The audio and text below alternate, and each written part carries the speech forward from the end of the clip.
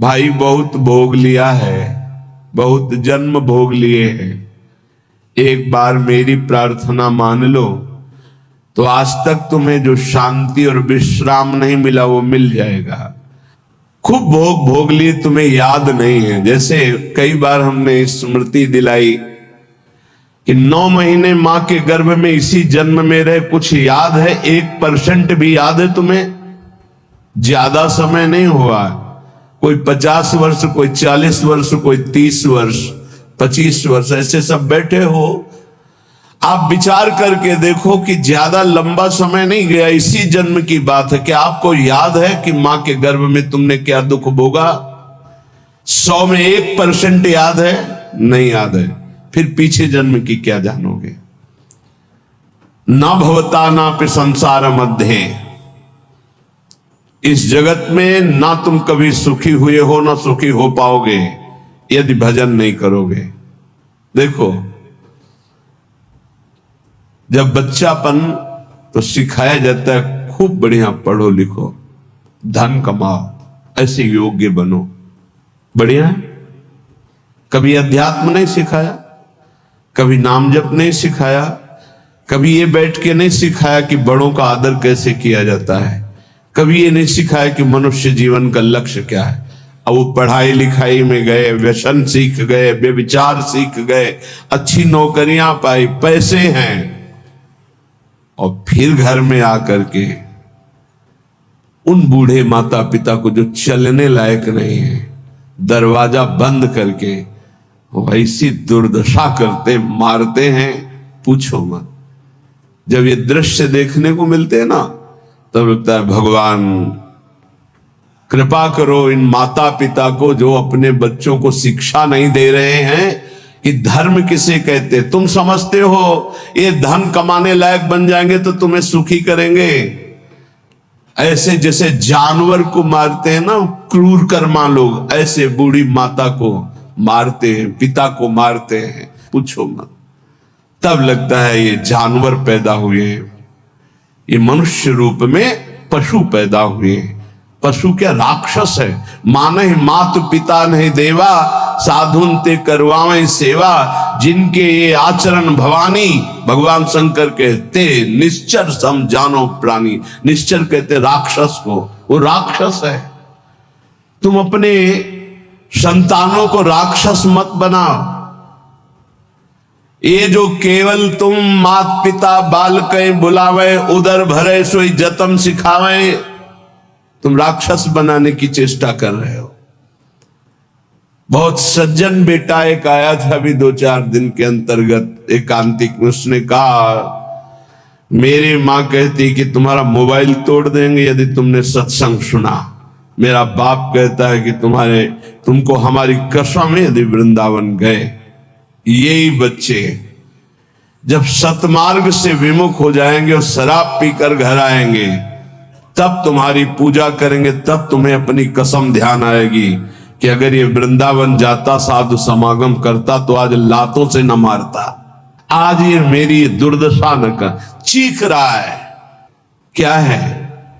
भ्रातर भोगास भुक्ता, भुगतोगे। ये जो कर रहे हो कर्म में भुगतोगे। तुम्हारे बेटा बेटी देख रहे हैं कि बुढ़े के साथ कैसा तुम कर रहे हो, वही इंतजाम तुम्हारे लिए रहेगा, वही इंतजाम, उसे बढ़ के ब्याज सहित। चिंता मत करो। इसलिए हम सबसे प्रार्थना करते हैं, ये कर्म भूमि है, जो बीज बोओगे वही फल काटोगे। आज देखने में लग रहा है कि माता पिता के साथ बड़ा अन्याय हो रहा है, लेकिन सत्य पूछो तो ये उनके कर्म का फल उनको देखने को मिल रहा है। न कभी राम बोले, न कृष्ण बोले, न हरि बोले, पूरा जीवन केवल इसी में लगाया, तो देख परिणाम। जिनके लिए जीवन लगाया वही तेरा जीवन लेने के लिए तत्पर हो रहा है, वही तेरा नाश कर रहा है। जिसको तूने सजाया वही तुझे दंड दे रहा है। क्यों? भगवान का विरोधी भाव रखने वाला कभी सुखी नहीं हो सकता। हनुमान जी महाराज रावण को कहते, हाथ जोड़कर विनती करता हूं राम जी की विमुखता का त्याग कर दे, नहीं शंकर साहस विष्णु अज तो ही सकहि न राख राम कर द्रोही। मैं सभा में कह रहा हूं, ये हजारों हजारों ये भगवत स्वरूप महापुरुष भी तेरी रक्षा नहीं कर पाएंगे। तेरा विनाश हो जाएगा यदि तू भगवान से विमुख रहेगा। हे भ्रातर, भोगा सुभुक्ता की न इव भवता नापि संसार मध्य। संसार के बीच में तूने क्या क्या नहीं किया, बहुत से पाप किए, बहुत से भोग भोगे। अब बुद्धि ठिकाने लगा लो, सावधान हो जाओ। अभी सब मिटा सकते हो, सब गलतियां मिटा सकते हो, अभी बहुत अच्छे बन सकते हो, अभी भगवत प्राप्ति कर सकते हो। पूरा जीवन गलती करता रहा, जामिल अंतिम में नारायण निकल गया तो भगवत प्राप्त हो गया। अपना पता नहीं कब अंतिम, अब सुधार लो। अगर हमारी आवाज आपके कान में पहुंच रही है, चाहे ऐसे समक्ष बैठे हुए या यूट्यूब में, आपके माता पिता कैसे भी हो, हमारी प्रार्थना है यदि वो वयोवृद्ध हैं, चलने फिरने में असमर्थ हैं, तो पहले समझ लो उनकी बुद्धि भ्रष्ट हो गई है। तुम्हें मानना पड़ेगा। ये भ्रष्ट का मतलब होता है स्थिति से गिर जाना। अब वो ठीक नहीं बोलेंगे, वो आपको गाली देंगे। आप घी चुपड़ी रोटी सब्जी दाल सब देंगे, फिर भी वो आपको गाली देंगे। आपके रिश्ते नातेदारों से आपकी निंदा करेंगे, पर आप उनकी इस बिगड़ी हुई बुद्धि का रोष पूर्वक अनुगमन करते हुए उनको पीटना, उनको मारना, ये आचरण मत करें, क्योंकि उनकी कर्मानुसार बुद्धि बिगड़ चुकी है। अब अपने कर्म आप मत बिगाड़िए, वो आपके भगवान हैं। सच्ची मानिए, उनमें भगवान बैठे हुए हैं। ऐसे असमर्थ माता पिता को भगवान की तरह दुलार करोगे तो तुम सदैव श्री संपन्न रहोगे। लक्ष्मी तुम्हारे घर से नहीं जाएगी। और जिन घरों में माता पिता को त्रास दिया जाता है, जिन घरों में आए हुई पानी ग्रहण करके पत्नी के साथ अनर्थ नाना प्रकार की दुष्वृत्तियां, वो घर कभी श्री संपन्न नहीं हो सकता, सुख संपन्न नहीं हो सकता। आप सत्संग सुनने आए हो, इसी का सुधार करना चाहिए। माता पिता आपके साथ क्या व्यवहार कर रहे हैं बिल्कुल मत देखो, ये मान लो कि ये पागल है, उनकी बातें मत सुनो। तुमका अपना कर्तव्य दे, तुम्हारा क्या कर्तव्य, हमको केवल अपना कर्तव्य देखना। हमें बहुत कष्ट होता है जब ये बात देखते हैं कि बूढ़े असमर्थ माता पिता के साथ ऐसा व्यवहार, तब लगता है ये कलेजा है इसका हृदय है कि भगवान ने पत्थर की रचना की इसके हृदय में। अरे और कौन, जिसने 9 महीने गर्भ में रखा, जिसने अपने रक्त का दूध बनाकर तुम्हें पिलाया, जिसने तुम्हारे मल मूत्र साफ किया, आज तुम हाथी जैसे जवान हो तो लात मारते हो, डंडा मारते हो, उनको गाली देते हो। चिंता मत करो, तुम्हारे लिए ब्याज सहित व्यवस्था है, ब्याज सहित दंड मिलेगा। अगर तुम्हें थोड़ा भी ये पता है कि भगवान है तो इतना समझ लो उनके वचन भी हैं, अवश्य में भोक्तव्यम कृतम कर्म शुभाशुभम। शुभ और अशुभ कर्मों का भोग भोगना पड़ता है। फिर माता पिता ये तो साक्षात भगवान है, इनके प्रति ऐसा ये कुछ भी बोले।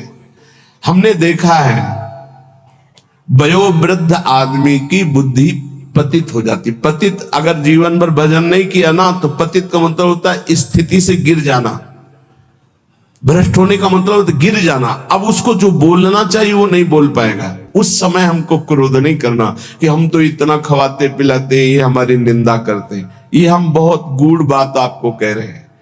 जिसने अपने माता पिता की सेवा कर ली, उसने भगवान को प्रसन्न कर लिया। उनके नाराज रहने पर, उनके गाली देने पर, उनके तिरस्कार करने पर भी। पर हमारी प्रार्थना है, हम जो शब्द कह रहे हैं उसे ध्यान से सुनिए। जो माता पिता असमर्थ हो चुके हैं, चलने फिरने लायक नहीं है, उनके वर्ताव और उनके कटु वचनों पर ध्यान न दिया जाए, उन्हें भगवान की तरह पूजन करके उनकी सेवा की जाए। जितने दिन जिए खूब मेहनत करके कमाओ, उनको खाओ पियो, कपड़ा लत्ता, सुखपूर्वक जीवन, तो तुम्हारा लोक और परलोक दोनों बन जाएगा। ये शब्द हम शर्त इसलिए रखते हैं कि जो माता पिता अपने कर्तव्य का पालन करना नहीं जानते हैं और अभी चल फिर रहे हैं, मनमानी आचरण करते हैं, गंदे विचारों का पोषण करते हैं, पोषण करने वालों का शोषण करते हैं, ऐसे माता पिता के लिए नहीं कह रहे। हम उन असमर्थ माता पिता के लिए कह रहे हैं कि जिनकी वास्तविक बुद्धि बिगड़ चुकी है, शरीर सेवा में समर्थ स्वयं नहीं रह गया है, अब हमारा कर्तव्य बनता है वो गाली दे, वो पड़े पड़े हगे, तो भी हमें उनकी सेवा करनी चाहिए। निश्चित भगवान प्रसन्न हो जाएंगे, निश्चित। हमने आपको कई बार उदाहरण में बताया है महाभारत का प्रसंग। एक महात्मा कश्यप नाम के थे, तो एक वृक्ष के नीचे बैठे ध्यानस्थ थे। जब एक बगुली बीट कर दिया तो ऐसे माथे से गिरा, तो ऐसे देखा और रोष पूर्वक देखा तो भस्म हो गई, आग लग गई और जलकर राख होकर गिर गई। उनको लगा मेरी तपस्या बहुत पावरफुल हो गई। एक घर में गए, भिक्षाम देहि, एक साध्वी भगवत भाव परायण पति को भगवान मानने वाली पतिव्रता देवी निकली, प्रणाम किया। ब्राह्मण कुछ क्षण रुकिए, अभी मैं आपको भोग लाई। जे भी वो घर गई तो दूसरे दरवाजे से उसके पति आ गए। बिल्कुल ध्यान से सुनना, अपने पति को साक्षात भगवान मानना, अपने पति की ही आराधना में तन्मय रहना, ये पातिव्रत बड़ा महान धर्म है। इसी से भगवान शंकर ब्रह्मा और विष्णु को 6-6 महीने के बालक अनसुईया जी ने बना दिया था। लेकिन ये बहुत दुर्लभ बात है जो अपने देह को पावन करके एक पति को समर्पित करके आजीवन वो देवी। ये भारत यति और सतियों का देश है। धर्म की यहां जय जयकार सदैव होती रही, होती रहेगी। हाँ, थोड़ा कम ज्यादा अंतर पड़ता रहेगा। अब आज क्या धर्म को समझे, जो बॉयफ्रेंड गर्लफ्रेंड ये दलित दुराएं दिमाग में बैठ गई है, ये क्या समझेंगे कि धर्म किसे कहते, पातिव्रत धर्म किसे कहते, एक पत्नी व्रत किसे कहते हैं, जिसका पाणी ग्रहण किया, आजीवन निर्वाह किया। अब वो पति सेवा में पति को बैठालना, उनको जल पिलाना, फिर इसके बाद का भगवान आपके घर में एक अतिथि भगवान उस दरवाजे पर आए, आदेश हो तो मैं उनका स्वागत करूं, भिक्षा दे दूं।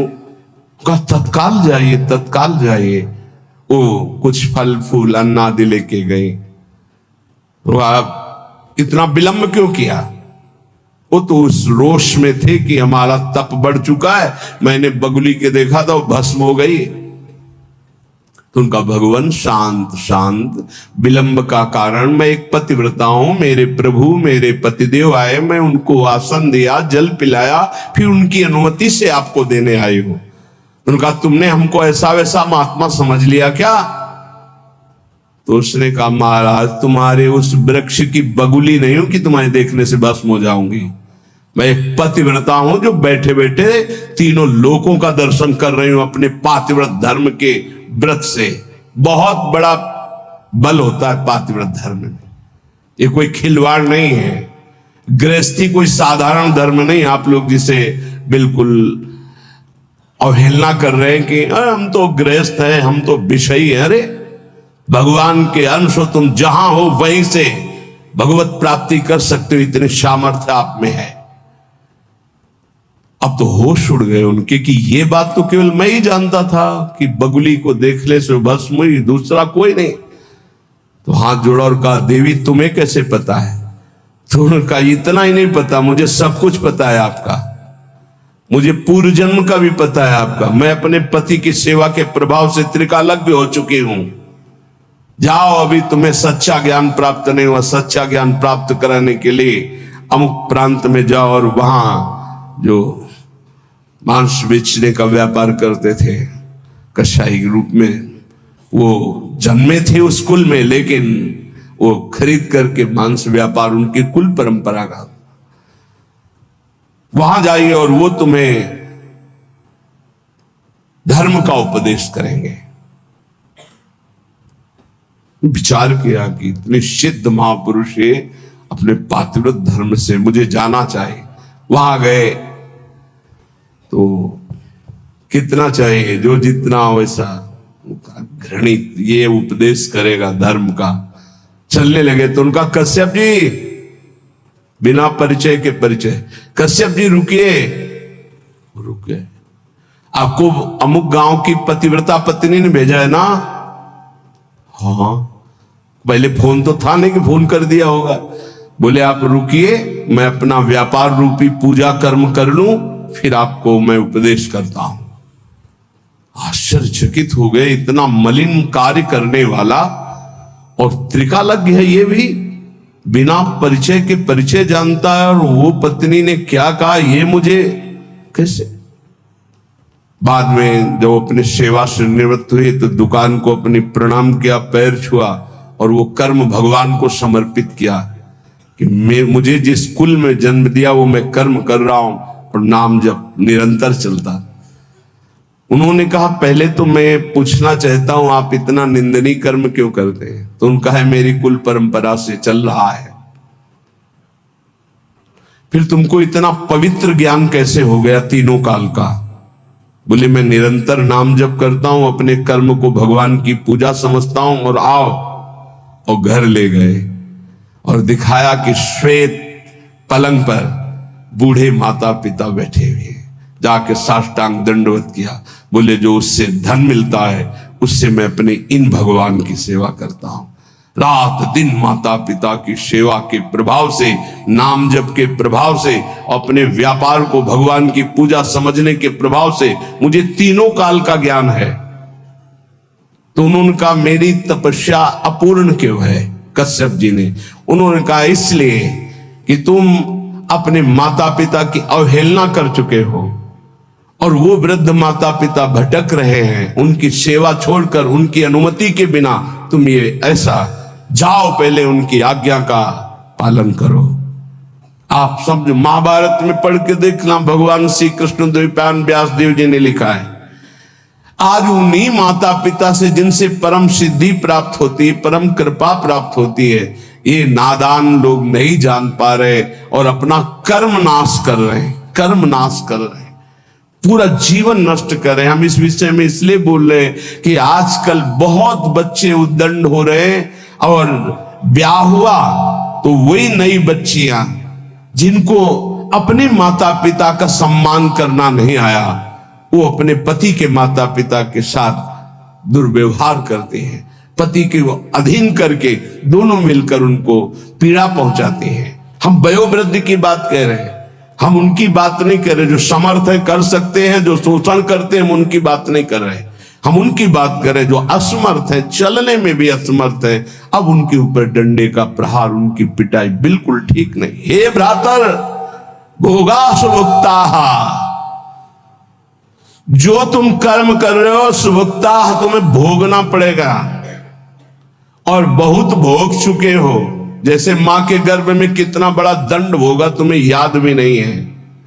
इसलिए भवतानापि संसार मध्य, दोबारा इस संसार के बीच में जन्म ना हो ऐसा उपाय कर लो। क्या? विद्यादान ध्वराद्य ही कति कति जगति ख्याति पूजाद्य लब्धा, इससे तुम्हारा जन्म मरण नहीं रुकेगा। बहुत पढ़ लिख कर विद्वान हो गए हो तो तुम्हारी ख्याति हो जाएगी, बहुत दान दे दोगे तो तुम्हारा यश हो जाएगा, बहुत भोग सामग्री आहार विहार बांट दोगे, बहुतायत रूप में तुम्हारे पास आ जाएगी, लेकिन तुम्हारा जन्म मरण नहीं रुकेगा। जन्म मरण रुकेगा अद्याहारे पियादृच्छिक उर्गुणवानप्य हो समृतात्मा श्रीमद वृंदावनेस्मिन् सतत मठ सखे सर्वतो मुक्त संगाहा। आहार विहार की चिंता छोड़ दो, योगक्षेमम वहाम्यहम का ठेका भगवान लेते हैं। अपने कर्तव्य का धर्म पूर्वक पालन करो, धन की चिंता मत करो।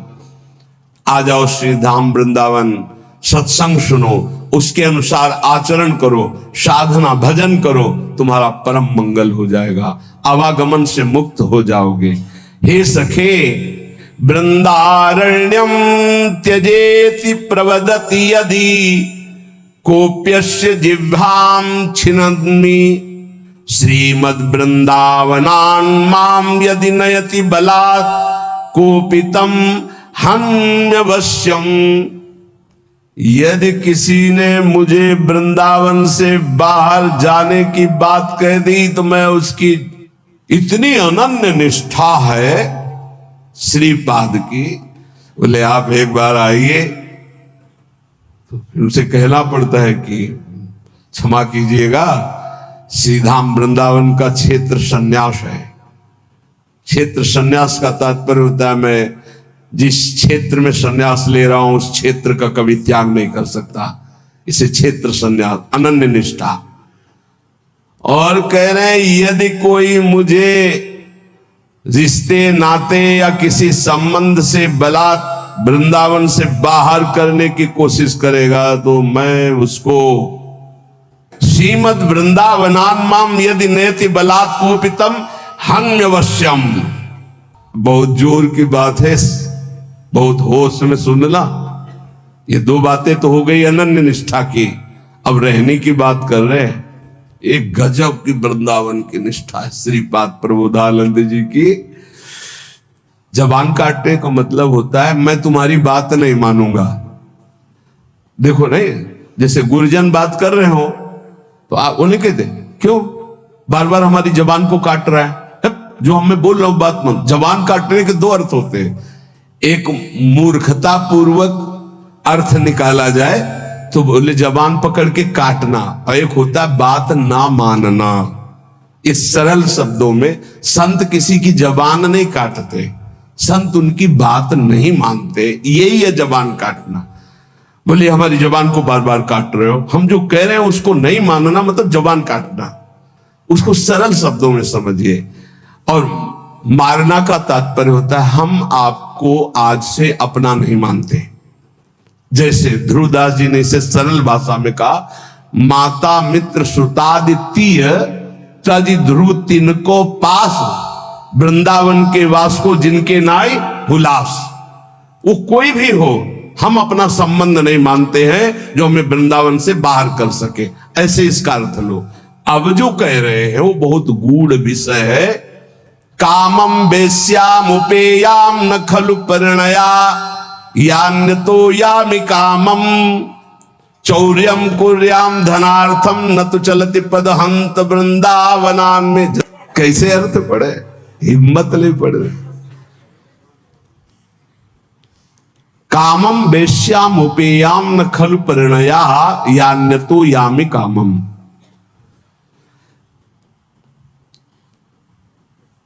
बहुत ऊंची निष्ठा है, इसलिए समझ पाना बहुत कठिन है। ये बहुत बड़ी बात कह रहे हैं कि वृंदावन में मैं वैश्यागमन करके भी रहना स्वीकार कर सकता हूं, लेकिन वृंदावन के बाहर में बहुत बड़ी बात कह रहे हैं। मतलब उसका अर्थ करना कठिन है, क्योंकि उनकी बहुत ऊंची निष्ठा से वो बात कर रहे हैं। भला ब्रह्मबोध संपन्न महापुरुष के अंदर कहीं कामना हो सकती? भला ऐसे अंतःकरण वाले महापुरुष जो प्रेम में निष्ठ है, उनके अंदर कहीं कामना हो सकती है? लेकिन निष्ठा की चरम सीमा का स्वरूप ये निष्ठा की चरम सीमा समझ पाना बहुत कठिन बात होती है, बहुत कठिन बात होती है।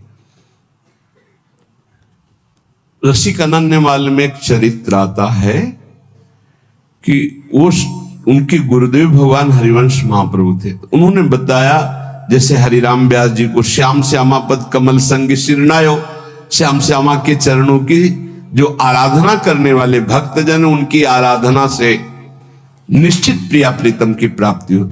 उन्होंने गृहस्थ में थे, वो अपने घर में साधु सेवा विस्तार करने लगे।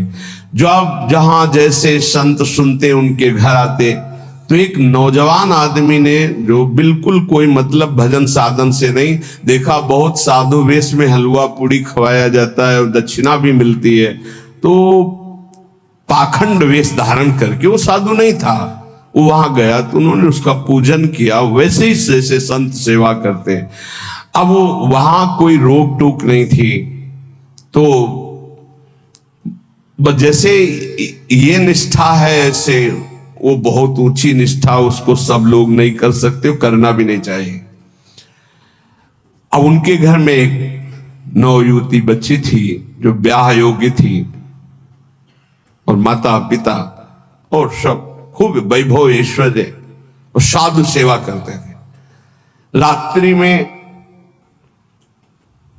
छत में गर्मियों में शयन होता है,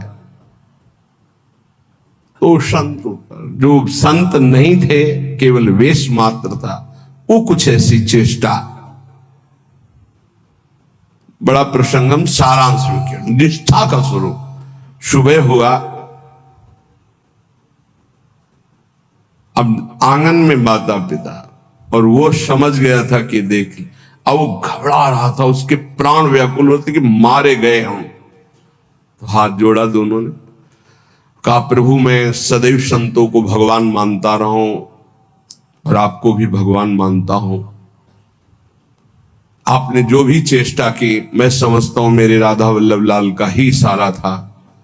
आप इस बेटी का पानी ग्रहण करें, सारा महल और ये सब ऐश्वर्य आपका, और मुझे आदेश करें। अब मैं अपने गुरु हरिवंश चंद्र जी के पास वृंदावन जाकर, और चल दिए सब छोड़ के।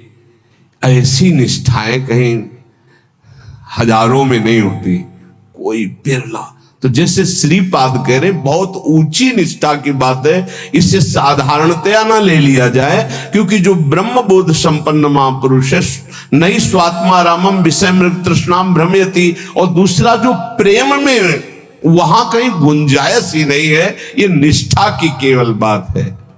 कह रहे कि यदि तो बोले चोरी करके खा लूं, चौर्यम कुर्याम धनार्थम न तो चलती पदम हंत वृंदावनान में। एक कदम वृंदावन से बाहर नहीं होऊंगा, चाहे मुझे छीन के खाना पड़े, चाहे चोरी करके खाना पड़े, चाहे वृंदावन वृंदावन वृंदावन। इसीलिए इसकी व्याख्या ज्यादा नहीं की कि ये अज्ञानी जीव नहीं समझ पाएंगे। परिहासे प्यन्या प्रिय कथन मुक्तोति बधिरहा। देखो देखो, आप समझना, अगर मैं कभी हंसी मजाक में भी बुरा बोलने की बात आएगी तो गूंगा बन के रहूंगा, कभी किसी को कष्ट देने के लिए हंसी मजाक भी नहीं करूंगा। परिहासे, ऐसे महापुरुष भला जरा सोचना। इसीलिए वहां रुक रहे थे कि शायद है बहुत लोग बाहर के भी बैठे ना समझ पावे इतनी ऊंची स्थिति की बात, और महापुरुष की बात का उपहास करने लगे। परिहासे प्यन्या प्रिय कथन मूकोति बधिरहा। यदि किसी का अप्रिय दुख भरा मेरा वचन उनके कान में पहुंचने का अप्रिय वाला हो, तो मैं जिंदगी भर मौन रहूंगा, कभी बोलूंगा नहीं, परिहास में भी नहीं बोलूंगा, जिससे किसी का हृदय दुखी हो। और परेशान दोषान श्रुति मनु विलोकेंध नयनहा। यदि वृंदावन में कोई गलत कर रहा है, ऐसा मेरे नेत्र देखेंगे तो कभी देखने लायक नहीं रखूंगा अपने नेत्रों को। वृंदावन का दोष मैं नहीं देख सकता, वृंदावन वासी का मैं दोष भाव कभी अपने में, परेशान दोषान मैं सुनूंगा भी नहीं, मन से भी नहीं चिंतन करूंगा। और विलोकेंध नयना, देखते हुए भी मैं अंधा बन जाऊंगा, अपने नेत्रों को देखने लायक नहीं रखूंगा। ये निष्ठा वृंदावन वृंदावन वासी। शिलावन निश्चेष्टा परवपुषि बाधा लव विधौ। यदि कोई हमारे शरीर को पीटने लगेगा तो मैं बिल्कुल पत्थर की काष्ठ की तरह बन जाऊंगा। पीट लो, प्रारब्ध है इस शरीर, मैं पलट कर उसको थप्पड़ नहीं मारूंगा। इतनी बड़ी स्थिति को समझना है। ये ऐसा देखा है, महापुरुषों को देखा है, देखा है। आप लोग इस समय से आधुनिक वातावरण में है कि जहां वो कष्ट नहीं मिले हैं। नीचापमाने सुधा, नीच पुरुषों द्वारा किया हुआ अपमान अमृत के समान सहा जाता है। ये अवसर होते हैं, ये कृपा होती है। आप कैसे समझोगे इसे कृपा कहते हैं? ये परीक्षा होती भूमिका बदलने के लिए। ऐसे भूमिका बदलती है अध्यात्म की, बड़े बड़े महापुरुषों की। चाहे कोई कितना भी मुझे कष्ट दे, पीटे, मैं पत्थर के हृदय रख करके सह जाऊंगा, कभी शिलावन निश्चेष्टा, कोई चेष्टा ही नहीं करूंगा, पत्थर में जैसे डंडा मारो कुछ नहीं बोला ऐसे। पर वपुष बाला लव विधो, लेश मात्र भी पीटने वाले को कष्ट नहीं होने देंगे। यही उमा संत के यही बड़ाई, मंद करत जो करे भलाई। हे प्यारे, ऐसे वृंदावन वास करो, ऐसे वृंदावन वास करो, ऐसी निष्ठा को। आखिरी जन्म है, वृंदावन में सत्संग सुन रहे हो, नाम जप करो, नहीं वृंदावन वास है तो आश्रय ले लो, पर इतने सहनशील रहो तो ये आखिरी जन्म है। बार बार जन्म मरण के चक्र से मुक्त हो। मानव जीवन केवल अच्छी कमाई के लिए है।